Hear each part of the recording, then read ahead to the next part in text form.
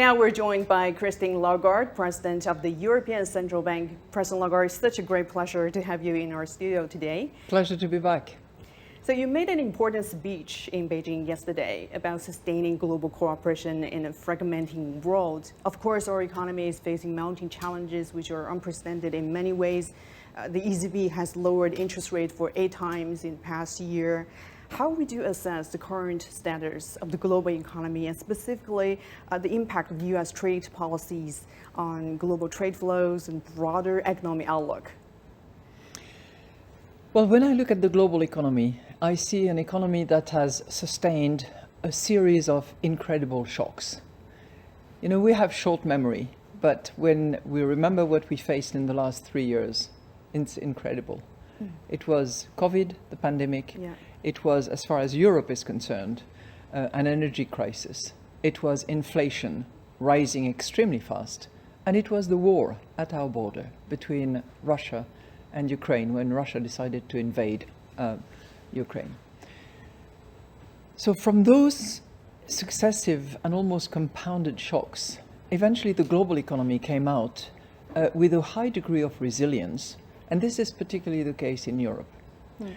And unfortunately, as we were, going into this recovery mode, great uncertainty landed on our global economy as a result of the tariff threats and the announcements that were made and then withdrawn and paused and negotiated. And that has dampened global growth expectations. Our projections have been revised downwards. So have the projections of the IMF, the World Bank, the OECD, and most countries are affected. It's not a win-win situation. It's a lose-lose situation that we are looking at the moment. And it's aggravated by the level of uncertainty that is actually putting a hold, if you wish, on many investment projects, on many developments, because investors are not too sure what the future lays ahead. Right. And of course, the impact of U.S. trade policies are front and center of many discussions. President Trump has delayed the planned 50% tariffs on EU imports.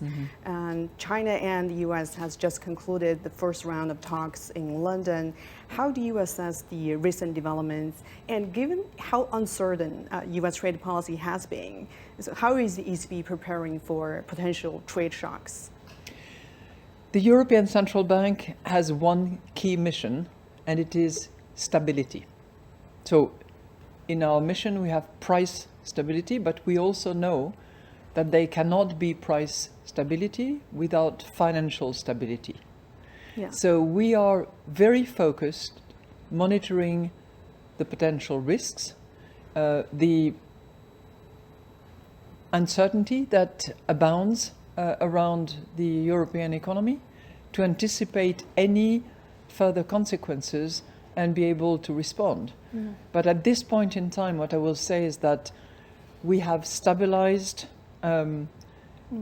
prices at the level that we were expecting.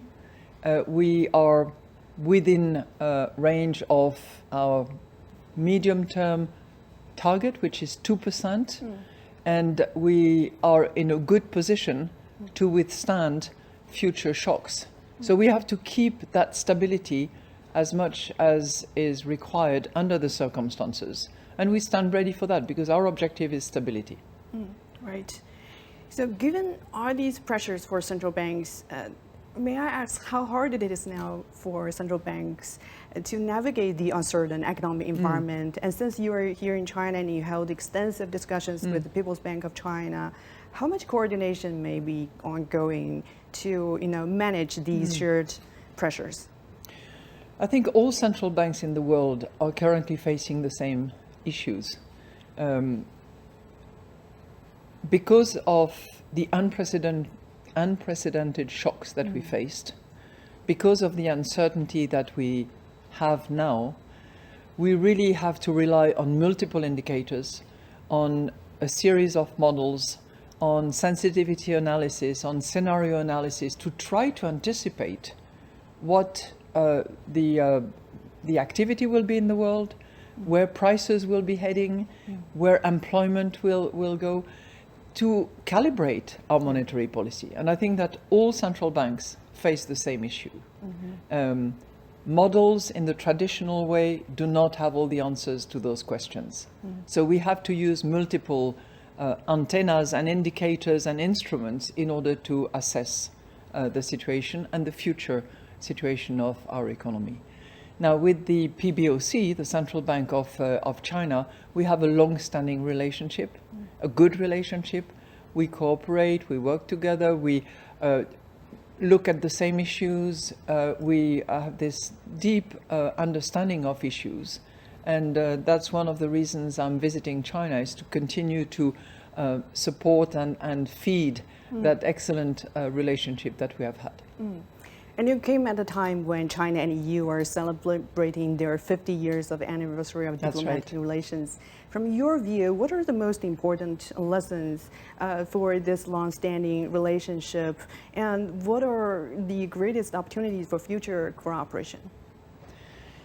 You know, when I observe the last few decades, and particularly in a context of global relationship, open trade between countries, the progress that China has made, the progress that Europe has made, the benefits that both regions have had as a result of this international trade expansion, which was spectacular over the last few decades. I think that we have to persevere and we have to continue that global cooperation. It doesn't mean that we agree on everything. It doesn't mean that we open all doors without restrictions, because each of the regions, each of the countries is going to focus on its degree of security in terms of supply, in terms of general security. But we have to cooperate and we have to work together and try to make the best of that cooperation in the interest of all parties. Indeed, it is important to learn from the history, and I think the value of openness and cooperation and multilateralism are shared by China and EU. In your opinion, how significant is it today for China and EU to strengthen their ties, because these values has been underpinning the world's prosperity in the past years and now under a significant amount of challenges? Yeah. I think we all have an interest in pursuing this multilateral approach to issues that are global by essence and by nature. If you look, for instance, at the issue of climate, if you look at the issue of protecting biodiversity, those are global issues. And we can only face them if we find solutions together. So I think it means cooperating, it means playing by the rules, it means, you know, staying the course even when sometimes there are difficulties or challenges, and sitting at the table and trying to resolve those issues in order to move forward, because the collective interest is the well-being of population, is stability in the world, is peace, is financial stability, without which there cannot be much progress and benefit for the people. And do you see these, shocks to our economy as short-term, or there's some fundamental shift underway? I want to mention your recent quote that you said the euro could be a viable alternative to the US dollar in global finance. You know, there are growing concerns about the unpredictability of US fiscal and trade policies. How concerned are you about the fragility of the US dollar-centered system? You know, from my perspective as president of the ECB and guardian of the euro, I observe one thing. One, the size of the euro around the world has not declined. It is stable, and I think there are proposals that could increase its role on a global basis. If we can strengthen and reinforce and deepen our capital market union, for instance, so that investors have full confidence in the economic landscape of Europe. If we can respect our fiscal policies in the way that has been agreed between the members of the European Union, and it gives confidence that we will respect the rules that we set for ourselves. If we continue to have an open trade relationship with as many countries as possible, and we have currently agreement with 72 countries around the world, and we have to develop them and pursue them. And if we can continue to respect the rule of law, I think that the euro is in a good position to attract the attention of investors. I'm not suggesting that the euro will, take over and be the currency of reference and the international reserve currency in a matter of years. I think it takes more time. But I think that the euro has the ingredients, if the policymakers so decide and move forward and have the courage to do so, to be a very respected currency by those who invest money in places where they feel confident that the rules will be respected and that the trade will prosper and investment will be welcome. So it would be a positive thing for both the Eurozone economy and the world economy as a whole? I think that transition, if it was to happen, and certainly the steps that we should take in that direction, would be beneficial for Europe, but would be beneficial for the world as well, because it's always good to have alternatives. Well, openness is important for China and EU's economy. A lot of European businesses thrived in China. European business investment in China rose 11.7% in the first quarter of this year. And the recent survey of the European Chamber of Commerce in China also showed improved sentiment. In your opinion, what are the benefits of increased two-way investments? And since, AI, robotics, biotech are showing some promising growth, what role will these play in the future of these business ties? Well, I think we can celebrate the cross investments between the two regions and between countries around the world anyway, because it's always, trade is good and beneficial, but cross investment means a stronger commitment to a particular country, because you actually put your money in the country, you invest, and you expect the return of that investment. And I'm very pleased to hear what you have mentioned about the European Chamber of Commerce and the results of those surveys. And I think it needs to be cultivated. We need to all make sure that those investments are safe and secure, that the return on investment is safe and secure and is not under threat. And we need to have a good understanding of those areas that are of high value for security purposes, for instance, on both sides, and to have a good understanding of it between us. During your trip in China, have you discussed about deepened financial cooperation between the two sides, such as green finance, digital currencies, for example? It's interesting you mentioned digital currency because it's really one area where China was ahead of its time. Oops. And shall I start again? Sorry, I want to turn it off. I don't know why. It's okay. I can just. You are taping anyway, so Sorry. I can I'll redo the answer.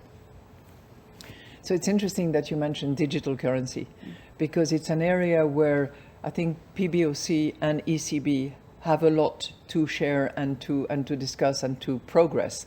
China was ahead of its time with the digital renminbi, and we started that work about 6 years ago now. China was ahead of us, and it's an area where we are determined to make progress, where we think that it is going to strengthen our autonomy, our security.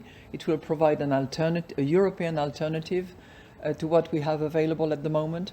And I think we can learn from each other a lot. So we have for a long time, discussed and cooperated, and we will continue to do so in relation to CBDC in particular. Yeah.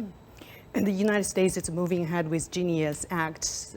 Has that influenced in any ways about your decision making in the regulation and development of digital currencies? I think we have to be mindful of the environment, and we are not exactly sure what the outcome of this legislative process is and what level of supervision guarantee, protection of consumers, requirements of the backup, in particular for stable coins. We are very attentive to it, and we certainly will continue to make sure that our product, the digital euro, and our payment infrastructure will remain secure and safe, and one over which we have control and which is properly supervised. Mm-hmm. And before you go, maybe one final question about your biggest takeaway from your trip in China, your view on maybe the country's economic outlook, and what can we expect in the future for the two sides to strengthen cooperation? I think we're facing the same challenges. I think we are recording a reasonably good growth number for the first half of 25 because of, the build-up of inventory by people in the trade. So I think we'll have to be attentive to what happens in the second half of 25. But more substantively and for the longer term, I'm really impressed by the combination of robotic, artificial intelligence, the continued hard work by the Chinese people. So I think the three combined, and the way in which you are moving as fast as you do from innovation to product to market is quite inspiring. Mm-hmm. I think your trip here will certainly deepen the understanding and trust between the two sides. Do you believe China and EU can resolve their trade differences properly? I am sure that there is a will. This is for politicians and political leaders to decide, not for me. But given the depth of the relationship, the long history that we have together, I see no reason why we would not sit down and find a ground on which to agree that will be beneficial to both, rather than detrimental to both. Thank you so much for sharing with us your insights. Thank you. It's great to have you with us today.